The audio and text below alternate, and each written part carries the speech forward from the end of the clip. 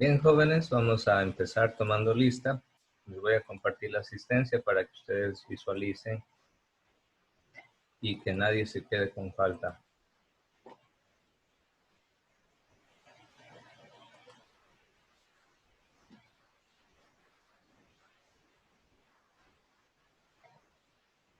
Ya, les voy a compartir la pantalla para que ustedes puedan ver.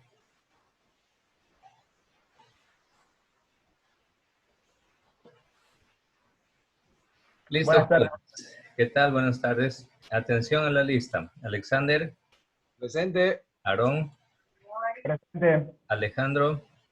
Presente. María Belén. Luis. Presente. Listo. Presente, Luis. profe. Ok. Andrés.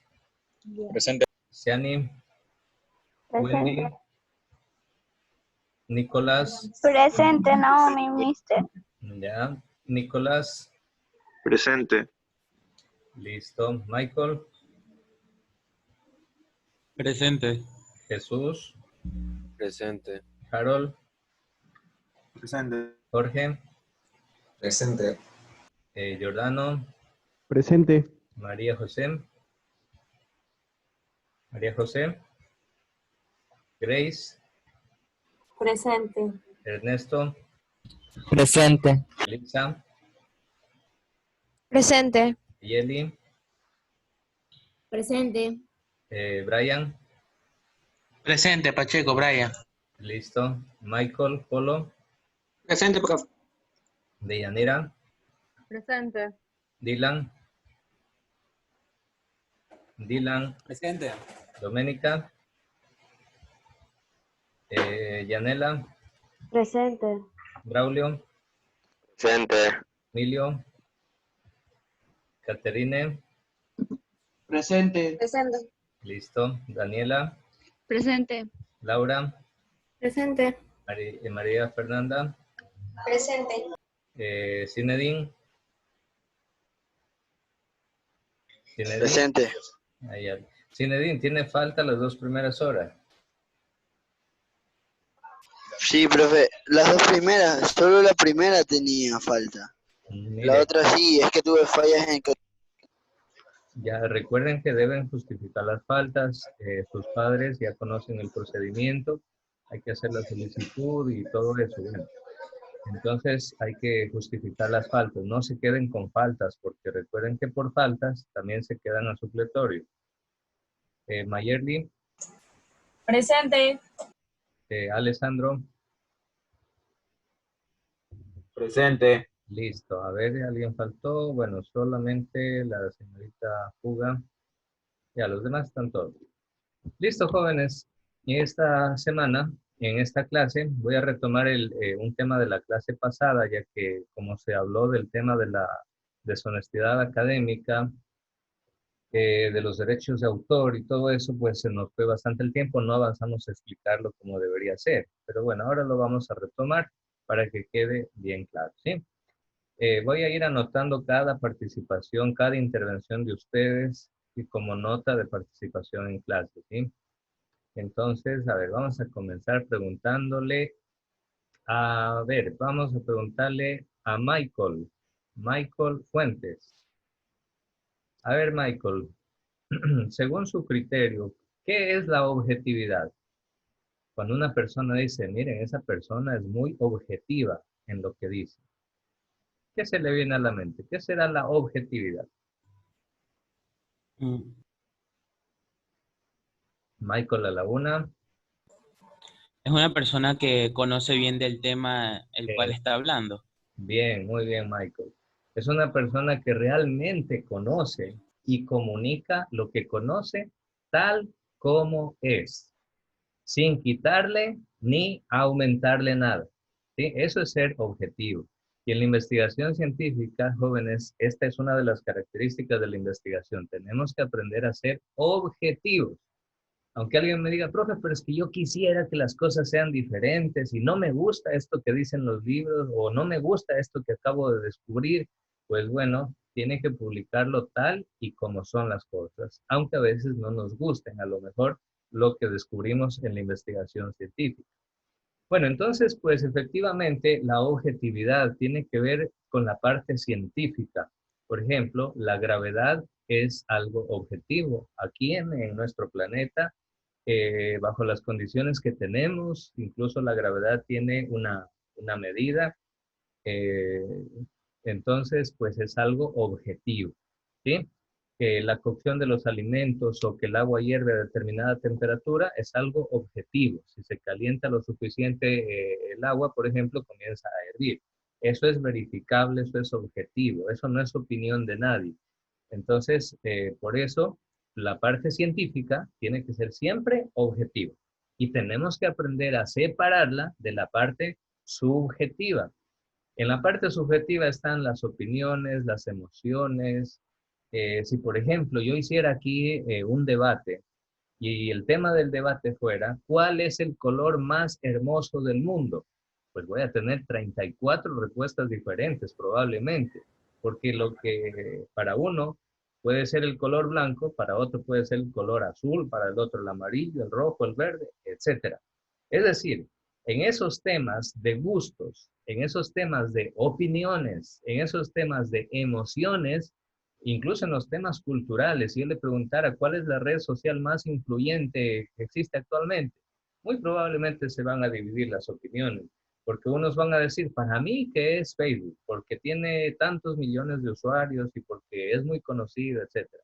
Otros van a decir, no, para mí la red social más influyente es Instagram, porque da a conocer a las personas y con sus fotografías se vuelven famosos, etcétera, etcétera, etcétera, ¿verdad?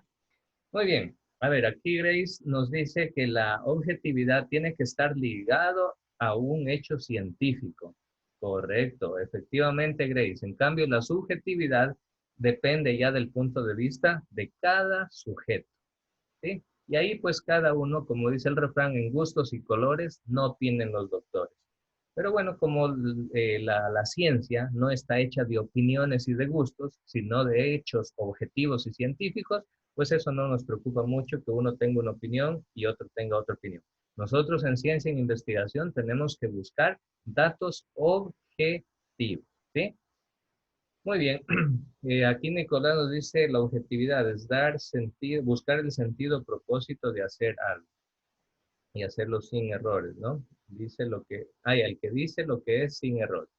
Muy bien, también tiene relación con la objetividad, decir lo que es, sin aumentarle y sin quitarle nada. Entonces, bueno, recordando un poquito, la persona que no es objetiva se va a quedar en unas situaciones superficiales, en observaciones superficiales que no le van a aportar grandemente para su investigación. Por ejemplo, cuando llegue el momento de hacer encuestas, jóvenes, que llegará ese momento que tengamos que hacer, usted tiene que seleccionar muy bien las preguntas que usted va a hacer a las personas al encuestar o a la persona que usted va a entrevistar, debe seleccionar bien esas preguntas.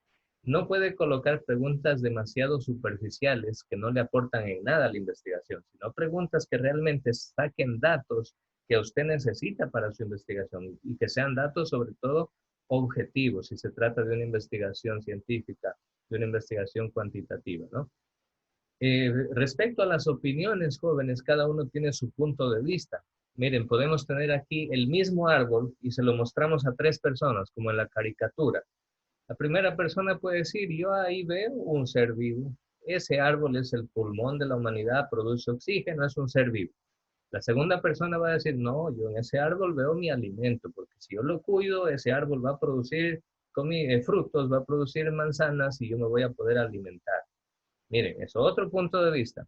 Y si a una tercera persona le preguntamos, ¿qué ves en ese árbol? Esa persona probablemente me va a decir, yo veo dinero ahí. Sí, porque si yo necesito dinero, lo talo al árbol, corto la madera, la vendo, o cosecho las frutas, me voy al mercado, la vendo, hago un negocio y gano mucho dinero.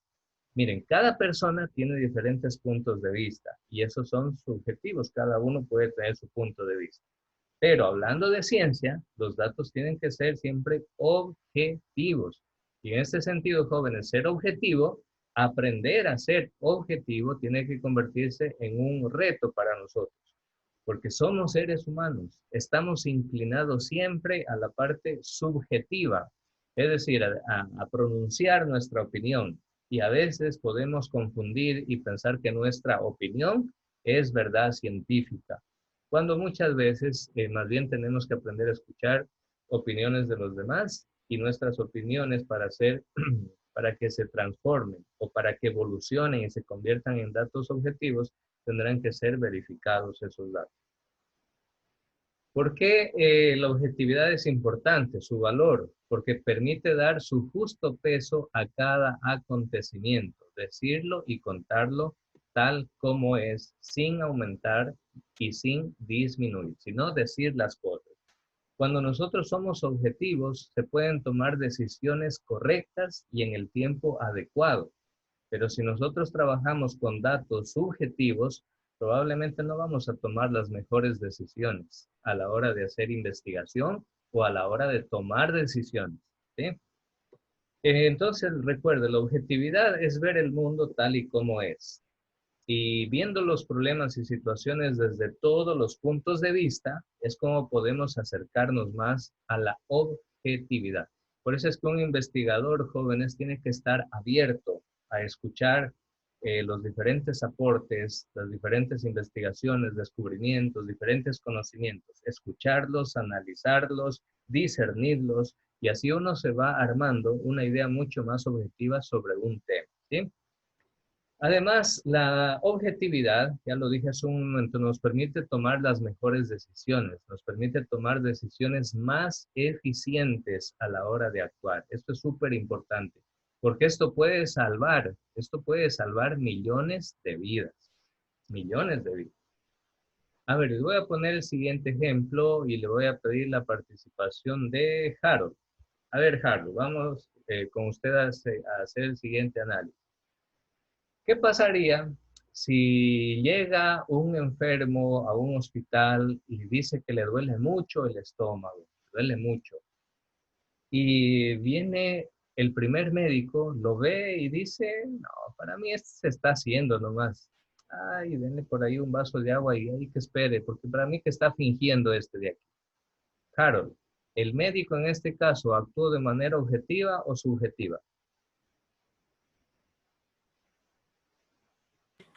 Subjetiva. Porque se dejó llevar ¿de qué? De cómo él quiere ver las cosas. Cómo él cree que son las cosas, ¿verdad? De acuerdo a su punto de vista. Muy bien, pero viene Harold, viene un segundo médico y el segundo médico dice, a ver, ¿qué tiene el paciente? ¿Qué le pasa? El doctor, dice la enfermera, por ejemplo, dice que tiene un dolor muy fuerte en esta parte del estómago, etcétera. Entonces el doctor dice, a ver, háganle un examen de sangre a ver qué es lo que tiene. A lo mejor es una infección, a lo mejor es una cuestión, algo así. Y le mande a hacer el examen de sangre. Después de 20 minutos le entregan los resultados y le dice, doctor, tiene elevadísimo tal aspecto del análisis de sangre, tiene muy elevado. Entonces el doctor se preocupa, observa ese dato y dice, a ver, señor paciente, cuénteme desde cuándo le comenzó el dolor y exactamente en qué parte de su cuerpo siente la punzada del dolor. Y el paciente ya le dice, doctor, aquí ni siquiera puedo tocarme porque no resisto. Y así, jóvenes, es como el doctor probablemente se va a dar cuenta que no estaba fingiendo, sino que a lo mejor se trata de un caso de apendicitis. Y ustedes saben, jóvenes, qué sucede cuando no se opera a tiempo una apendicitis. Que se Mueren. Exacto, puede incluso llegar a morir el paciente, pues se transforma en una peritonitis. Entonces, jóvenes, ahí está el valor de la objetividad. Usted a nivel científico, sea que usted sea en el futuro médico, contador, economista, abogado, arquitecto, o en cualquier profesión o cualquier oficio digno que usted realice, siempre sea objetivo. Si usted va a ser comerciante, si va a ser fabricante, si usted va a ser un gran chef, no sé, un gran, no sé, bueno, muchas profesiones y oficios que existen, sea siempre objetivo. Eso le va a ayudar a tomar las mejores decisiones. Eso le va a permitir salvar vidas. Nunca se deje llevar de la subjetividad en estas cosas. Porque ¿qué tal si llega un paciente, les pongo el siguiente caso, estamos hablando de un médico, llega un paciente ahí que se aqueja, que tiene dolor, el doctor lo mira y justo es ese tipo que le cae mal al doctor. Y sí, le cae mal porque es vecino del doctor incluso, pero un día estaba el doctor sacando el carro, vino este vecino que es mal genio, mal hablado, mal vecino, mal amigo, vino y le chocó el carro y encima de eso hasta casi lo quiso golpear al doctor. Entonces, si el doctor se deja llevar por la subjetividad, ¿qué va a decir el doctor? Va a decir, yo no lo creo nada, ay, que se muera y déjenlo nomás. No, porque incluso estaría poniendo en riesgo la vida de esa persona. Entonces hay que aprender a ser objetivos y en lo Mister, profesional, en lo científico, dirigirse por criterios de objetividad. Diga, Emilio. dos cosas. Primero, le escribí algo en el chat. Quisiera que lo lea, pero no en voz alta, por favor. Y otro, en tal caso, en lo del doctor, no sería tanto objetividad o subjetividad, sino lo que es el profesionalismo. Es que por eso mismo, Emilio, para ser un buen profesional hay que ser objetivos. Es parte del ser profesional, de ser científico, de ser investigador, ser objetivos en nuestro campo, en nuestro ámbito laboral. Porque si no se es objetivo, realmente incluso eso da pie para que se vengan muchos problemas. En el caso del doctor, incluso puede llegar a la muerte del paciente. Vamos a suponer en el caso de un maestro, que un maestro no sea objetivo, por ejemplo, a la hora de calificar. Vamos a suponer que un maestro no es objetivo y dice, tal estudiante, no, este estudiante como que me cae mal, como que ni siquiera saluda, ni siquiera respeta, sin revisarle el aporte, ahí le voy a poner un 5 sobre 10. Ahí para... No, pues eso no es ser objetivo. ¿Sí? O sea, por eso la objetividad forma parte intrínseca, esencial del profesionalismo, de la ética profesional de cada persona. Entonces, por eso esta parte importante. Muy bien. Bueno, Emilio, en lo que me has escrito aquí, sí, la objetividad habla de una verdad. Claro, habla de una verdad. Eh, Léalo completo para que me entienda todo lo que trato de decir. Y ya, bueno, es que tendría que mientras les voy a pedir que hagan un trabajo, lo voy a hacer, ¿sí? Porque está un poquito extenso. Pero lo voy a hacer mientras ustedes hacen otro trabajito. Y ahí lo comentamos. Bien, entonces, jóvenes, para seguir culminando esta parte, la importancia de lo que significa ser objetivo. ¿Sí? También significa, quien es objetivo, significa que razona, observa, escucha, concluye en base a información. ¿Sí? Porque yo puedo dar mi punto de vista basado en opiniones o mi punto de vista basado en informaciones o basado en datos duros, en datos científicos, en datos comprobados. Entonces, a la hora de yo tomar las decisiones, pues tengo que analizar sobre todo los datos objetivos, los datos duros, los datos que son producto de una investigación confirmada y comprobada. Porque también alguien puede decir, no, es que yo tengo mi punto de vista, pero su punto de vista no se basa en argumentos, no se basa en ciencia y se basa en opiniones. Entonces, pues de esa manera no se puede. A ver, aquí viene esta interrogante. ¿Qué tan objetivos son los datos que recibimos diariamente en los medios de comunicación? A ver, algo hicimos la semana pasada sobre este tema. A ver, quisiera que alguien me cuente cuántos fallecidos tiene el Ecuador hasta el día de hoy por coronavirus. ¿Alguien sabe ese dato? ¿Han escuchado en las noticias? Hasta lo último que escuché, profe, eran unos 9.000, más o menos. Ya, Jorge dice, me parece que yo escuché 9.000, hasta lo último que escuché 9.000. ¿Ya alguien más tiene otro dato?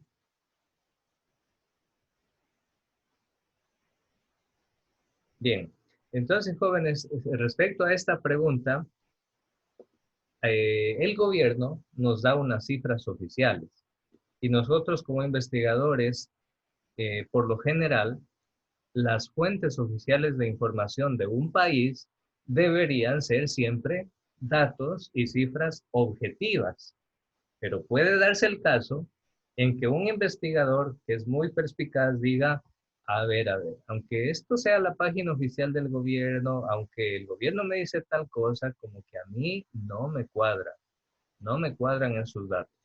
Por las experiencias que yo he tenido, porque yo he leído tal cosa en otra parte, o porque tal institución dice tal otra cosa, etcétera, como que dice, no cuadran los datos. Puede darse ese caso. Entonces, supongamos, aquí tiene usted la infografía del COE nacional, actualizada hasta el día de ayer, 25 de agosto.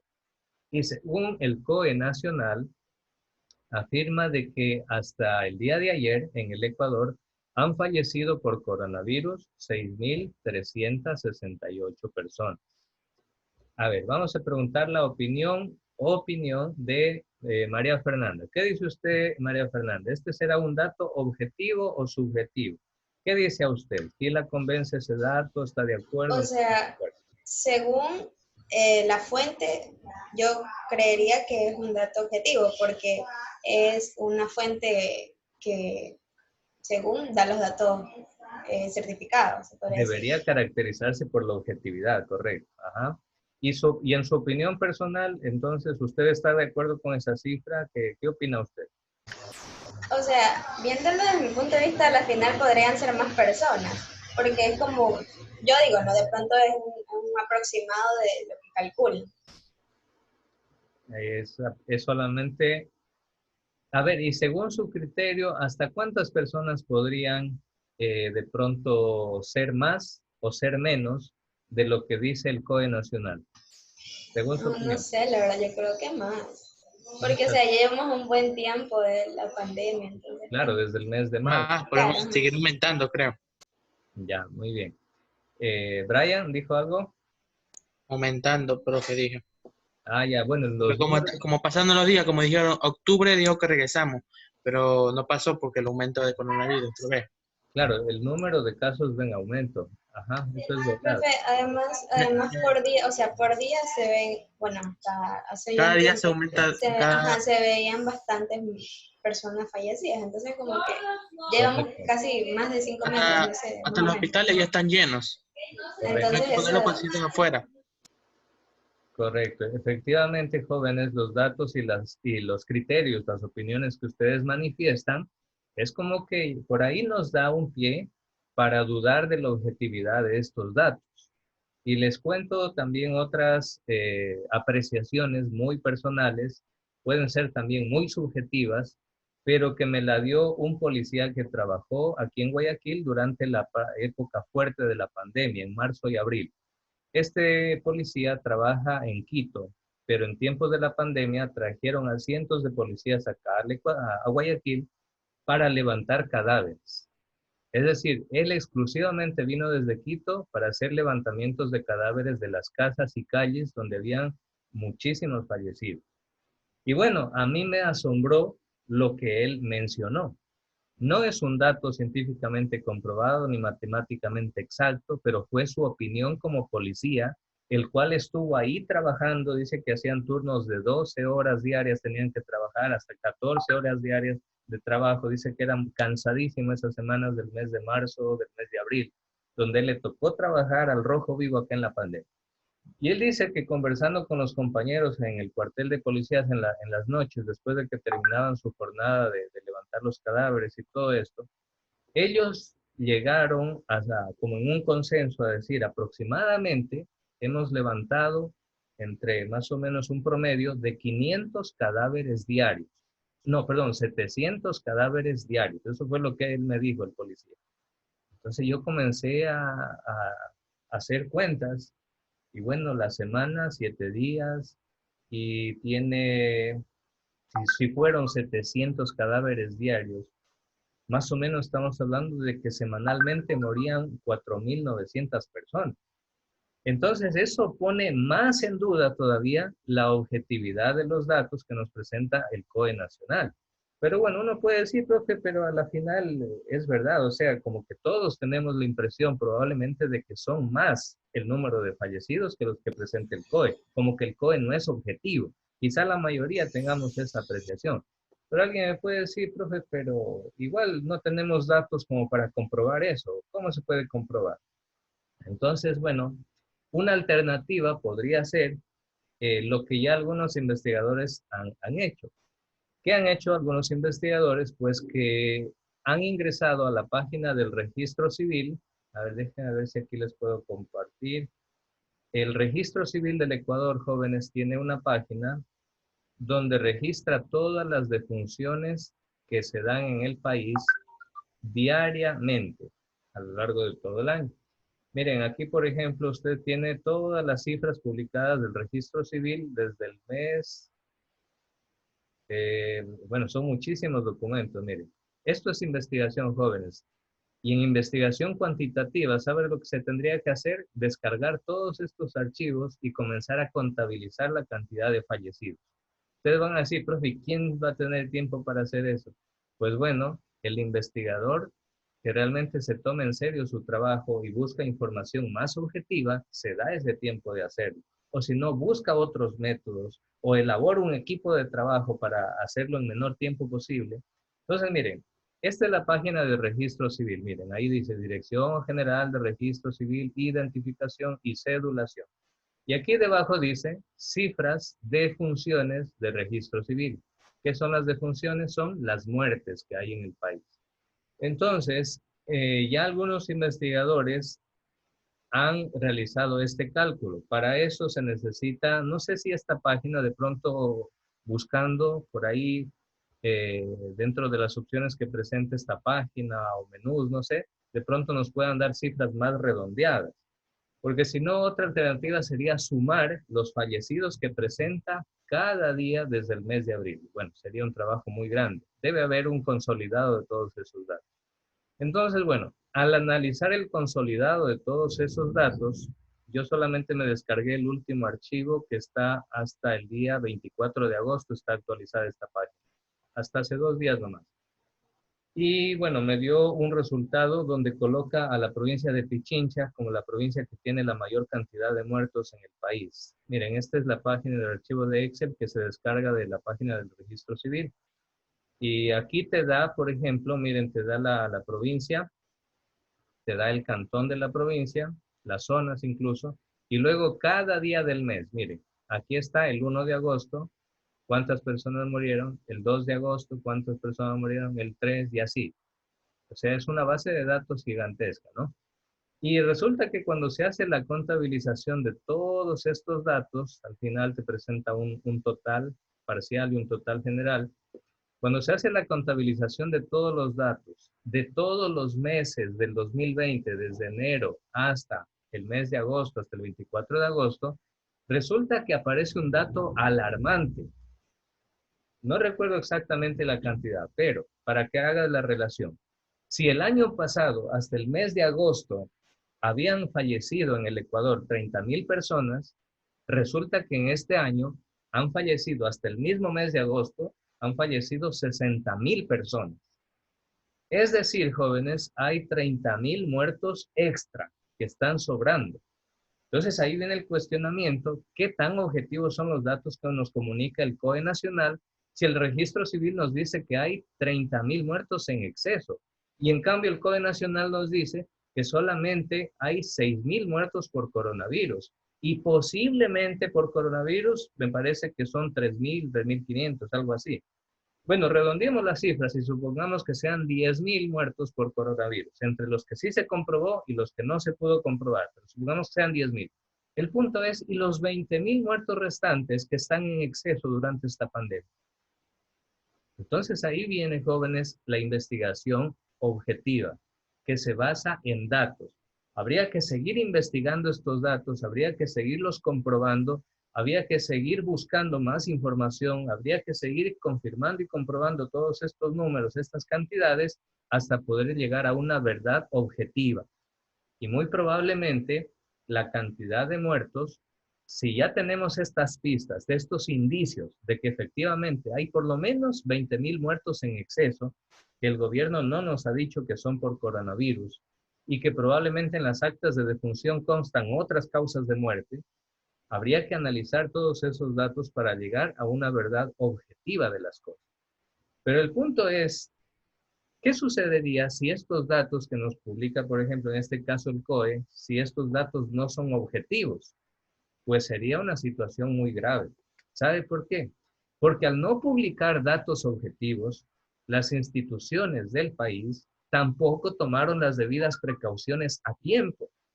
que si se hubieran tomado los datos objetivamente y si se hubieran publicado las cosas tal y como son y se hubiera contado datos verdaderos y objetivos, probablemente se hubieran tomado mayores medidas de precaución desde el mes de enero mismo, o desde el mes de febrero, o desde el primer día que se descubrió la primera persona contagiada del virus. Se hubieran tomado otras medidas y quizá hoy en día no estaríamos lamentando la muerte de 30,000 personas en exceso que el año pasado. Quizás serían mucho menos personas. Y otro ejemplo, jóvenes, de las consecuencias que trae cuando no se trabaja con datos objetivos y cuando las personas toman decisiones basadas en opiniones personales. ¿Qué es lo que sucedió en Brasil con el presidente Jair Bolsonaro? Apareció la pandemia en Brasil y les pido, consulten ahorita cuántos fallecidos tiene Brasil y cuántos fallecidos tiene Estados Unidos. Consulte, por favor, y el que tenga el dato me avisa. Pero ¿qué dijo el presidente Jair Bolsonaro al inicio de la pandemia? Dijo, no se preocupen, eso es solo una gripeciña, dijo. Es una gripecita que ya les va a pasar. No se preocupen. Ya, solo fue una gripeciña. Vamos a ver cuántos muertos le está costando a Brasil el haber tomado decisiones de seguridad, de sanidad pública de este inmenso país como es Brasil. Vamos a ver qué precio les tocó pagar a los brasileños. ¿Mafer? Dice que superan los 30,000 muertos. ¿En dónde? ¿En Brasil? En Brasil. Pero mira la fecha de ese dato, porque son Profe, muchos más. A mí me sale que son 117,000 muertes. Ya, ese es el dato más actualizado. Probablemente, Mafer, tuviste un dato de una fecha anterior. Sí, ya vi que es de junio, más o menos. Ya, claro, con razón. Sí, efectivamente. El dato más actualizado, miren cuántos muertos le ha costado a Brasil la falta de objetividad de su presidente. Le ha costado 117,000 muertos. O sea, por esa razón, jóvenes, es tan importante la objetividad. Muy bien, acá en el chat también están colocando. María Belén dice, en Estados Unidos son 179,000 muertos.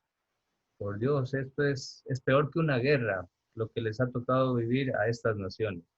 Y bueno, en nuestro Ecuador, las autoridades dicen que han tenido éxito, nos publican estas cifras, pero después las cifras del COE no cuadran con las cifras del registro civil. Nos deja un mar de dudas en realidad todo eso.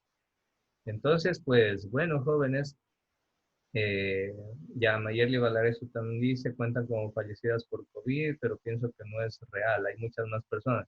Claro, o sea, nos da para estos indicios para todas estas dudas. Igualmente, Yanela, bueno, aquí nos habla sobre el caso del doctor. Bueno, ya voy a leer estas partes, jóvenes. Entonces, lo que yo quiero dar a entender, jóvenes, y este es el objetivo de la temática de este día, es que a nivel científico, a nivel profesional, tenemos que trabajar siempre con datos netamente científicos y objetivos. Ahí se toman las mejores decisiones. De lo contrario, las consecuencias pueden ser fatales. Entonces, jóvenes, acostúmbrense a trabajar con datos objetivos. Jorge, pide la palabra. Sí, profe. Lo que pasa es que yo tenía como que, tengo una pequeña duda.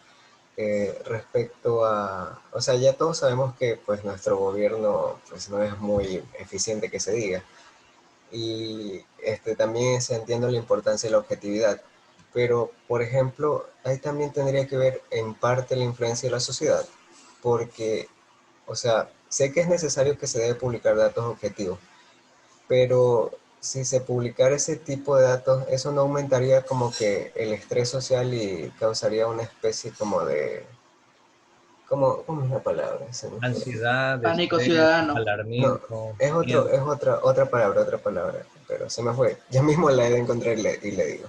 Pero entonces, ¿cómo sería en ese caso? ¿Igual siempre se busca la objetividad o no? Yo pienso que habría que analizar cada caso. Porque se nos puede, en la casuística, se nos puede presentar un sinfín de casos que cada uno tiene sus propias características. Pero al menos la experiencia de esta pandemia nos dice que si se hubiera trabajado con datos objetivos, o mejor dicho, los países que sí trabajaron con datos objetivos y publicaron sus datos sin miedo, probablemente generaron temor en los ciudadanos o alarmismo, no sé, puede ser que sí, pero también eso ayudó a que el gobierno pueda tomar decisiones más eficientes y los ciudadanos sean más conscientes de la gravedad del asunto. Aunque eso también es una parte muy cultural, ¿no? Ayer tuve por una necesidad que salir al centro, pasaba en el bus por esta parte de la bahía y era una situación, nadie respeta la distancia social. Eso es una situación, eso es un mito. En ese lugar me refiero, ¿no? Hablando de la bahía, yo veía ahí lleno de gente como si cualquier otro día de comercio.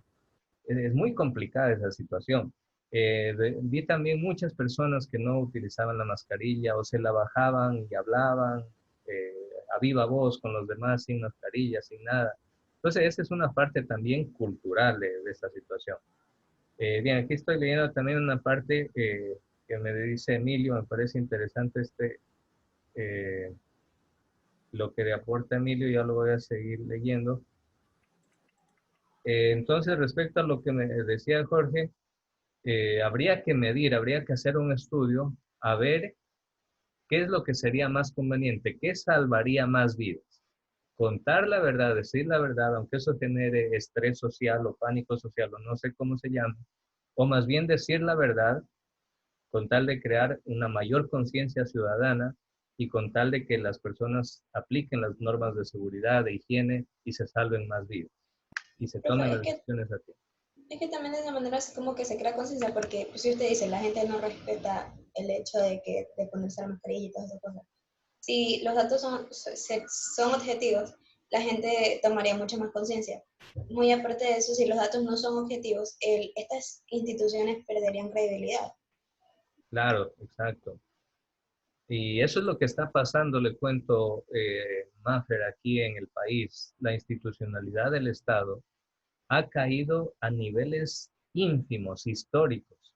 O sea, la falta, la poca y casi nula credibilidad que tiene actualmente el Estado en estos temas.